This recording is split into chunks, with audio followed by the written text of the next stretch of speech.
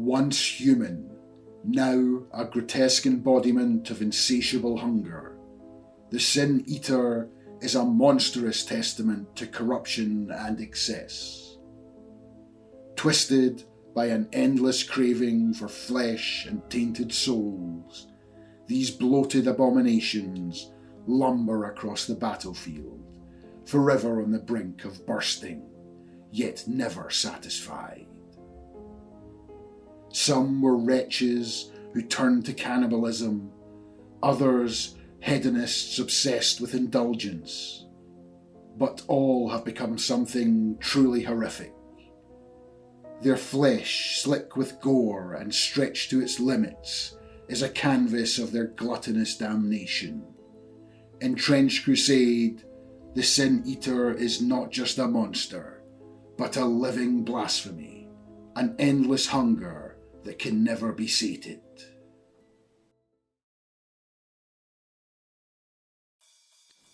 Hey guys, welcome back to the next episode of my Trench Crusade painting series.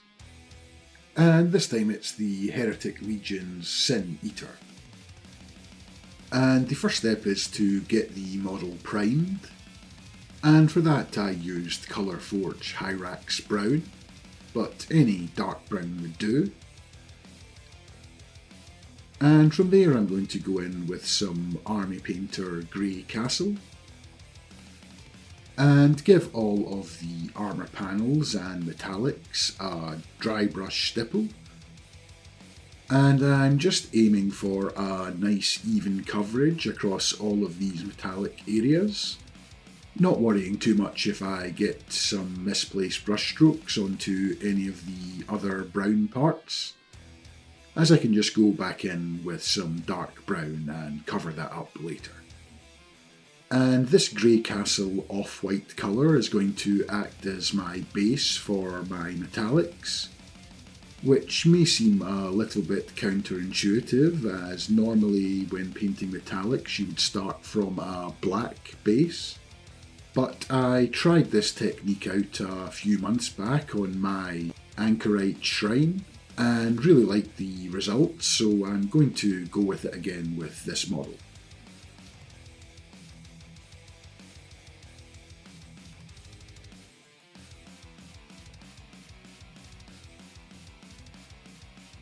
Next I'm going to quickly tackle the metallic chains, and to do that I'm going to be using Army Painter Dark Rust, followed by some Fresh Rust.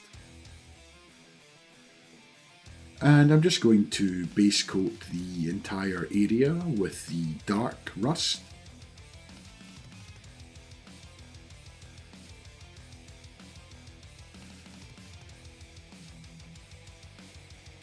And I'm then just going to come in with a fairly light dry brush of the Fresh Rust, which is just going to help add a little bit of colour variation to the rust effect.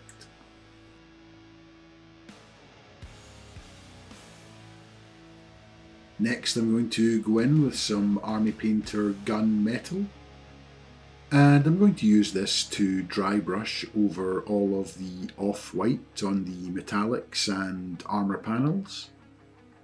And by doing this I'm going to be hitting all of the edges and raised areas, giving them all a much more metallic feel. And I'm also going to do this dry brushing on the rusted chains as well. And when dry brushing with metallics, just make sure that you use a minimal amount of paint on the brush, as dry brushing with metallics can be a little bit overpowering, so you just want to start off slow and gradually build up the metallic effect.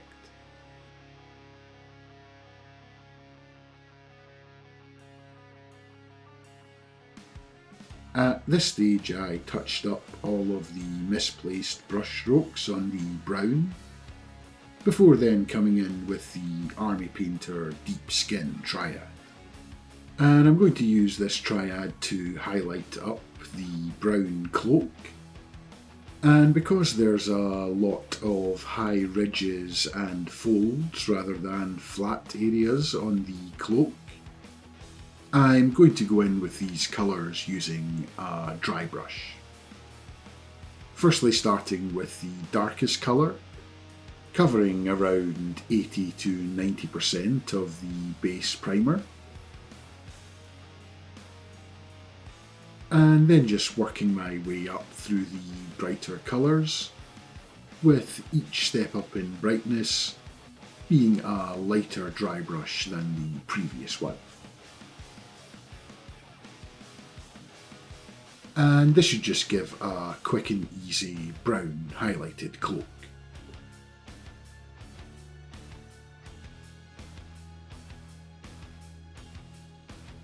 And once that was done, it was just a case of painting in all of the rest of the smaller parts of the model. Firstly, starting with Army Painter Tomb King Tan and Ancient Stone from the Light Neutrals Triad.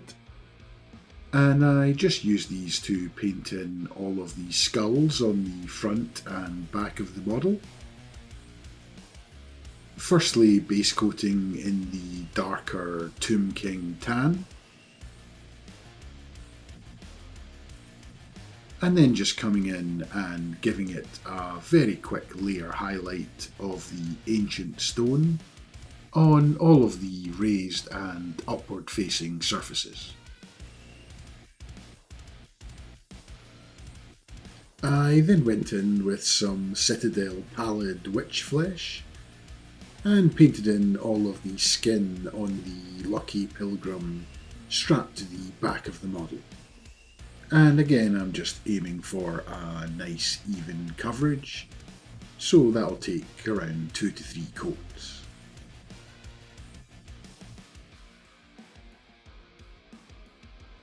I'm then going to go in with some Army Painter Pink Potion,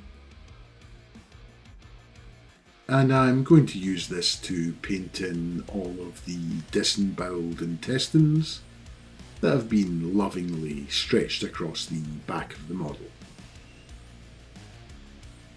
And then quickly went in with some Army Painter Great Hall Grey, and just used this to paint in all of the ropes that are tied to the pilgrim and all of the skulls as well.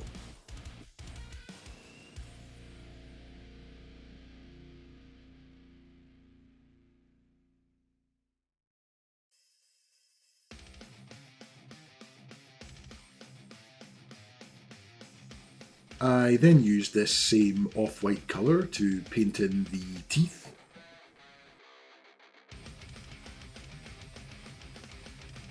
Before then going in with some red to paint in the gum line.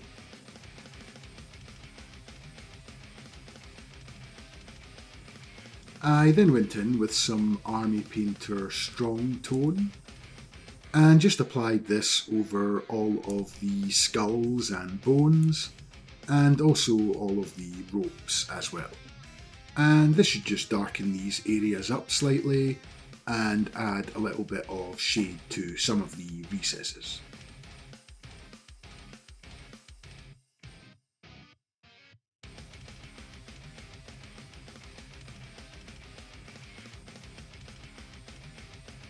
I'm then going to come in with an enamel wash, which is going to be a 2-to-1 mix of Villainy Inks Goon's Grime and Ichor of the Damned, which is going to create a really nice dark brown enamel wash.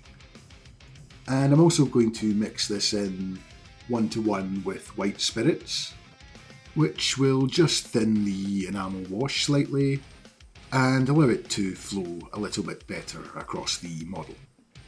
And I'm just going to apply this to all parts of the model, just making sure I go back in and wick up any areas that are overly pooling with the enamel wash.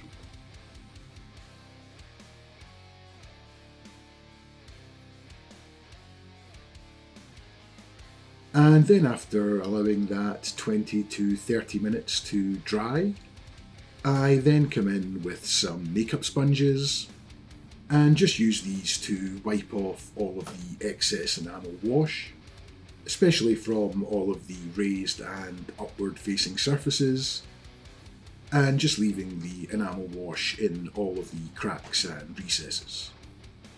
And you just need to take your time here and systematically go around the model until all of the excess enamel has been removed.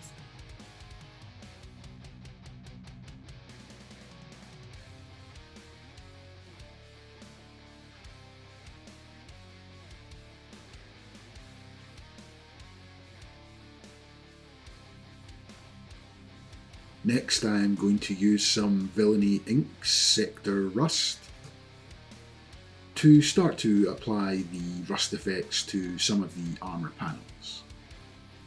And again, I'm going to be mixing this 50-50 with some white spirits just to thin it a little. And I'm going to use this a little bit like a pin wash and place it on random areas and cracks around the model, and allow it to flow and pull into all of the recesses and cracks.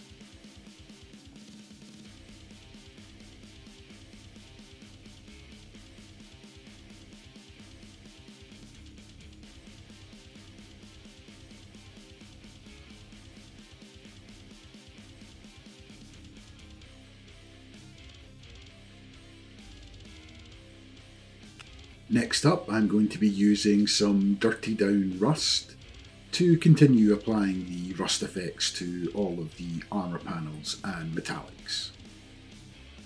And I'm just going to apply this to all of the bottom areas of all of the armour panels, making sure I get a nice big amount of it onto the area I want. And then I give it around 2 to 3 minutes to dry. And because this is a water-based effect, you can just go in with some water to manipulate the rust effect. So I just take a damp brush and dab it in and around the hard edge of the Dirty Down, and just use this to feather out the effect into the rest of the armour panel, which helps to smooth out the transition and also give the armour a yellowish rusty tint. And again, I just take my time with this and slowly go around the model, applying the Dirty Down Rust to the areas I want it, and then using the damp brush to feather it out into the rest of the armour panels.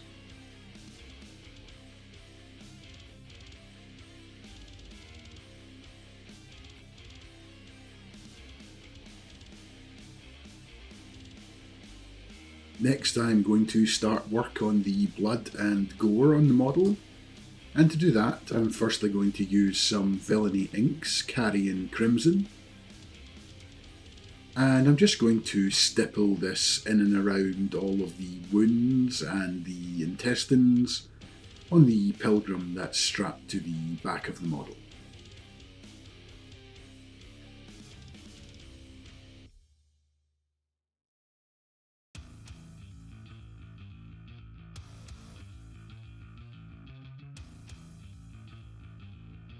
I'm then going to go in with some Army Painter Dry Blood and some True Blood, and again stipple both of these on to all of the areas that I want to be extra bloody, and that's going to be the area around the mouth and chest of the model, and also on the head of the hammer, the fists, and also in and around all the bloody areas on the pilgrim as well.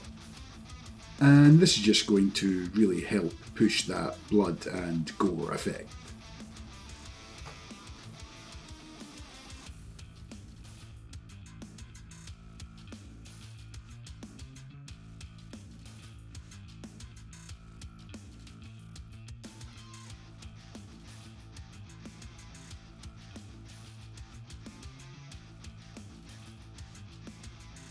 And finally, I'm going to go in with some Dirty Down Gore. And I'm just going to apply a small amount of this around the tip of the head of the hammer, and also on the spikes on the fists as well. And after that was done, the model is now complete. And as usual, I hope you enjoyed and found this Trench Crusade painting tutorial useful. And if you did, don't forget to like and subscribe. And I'll catch you in the next one.